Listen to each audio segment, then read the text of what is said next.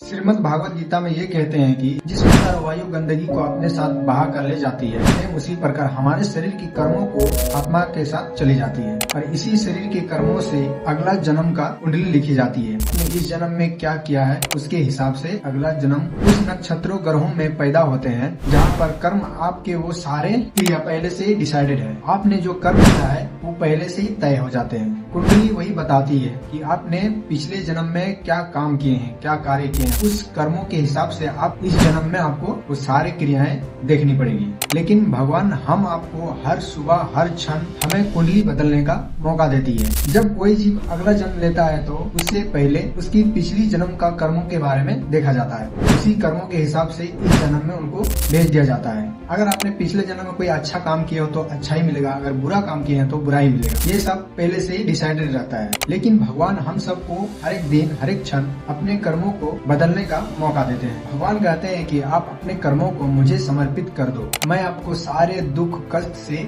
मुक्त कर दूंगा। तो धरती पर कोई ऐसा जीव नहीं है या तो कोई ऐसा आदमी ना हो जो भगवान के बारे में सुनने को ना मिला हो या फिर भगवान के विचारों के बारे में ना सुना हो। हम सब कहते हैं कि भगवान हमेशा मेरे साथ बुराई करता है, लेकिन नहीं, ऐसा नहीं है। वो तुम्हारे पिछले जन्म का कर्मों का फल है। इस जन्म में तुम्हें भुगतना पड़ रहा है क्योंकि पिछले जन्म के जो शरीर था उस कर्मों के हिसाब से आपको इस जन्म में मिला है। आत्मा वही है लेकिन शरीर अलग है। आपका क्या कहना है इस वीडियो को देख के? एक छोटा सा कमेंट जरूर कर दें।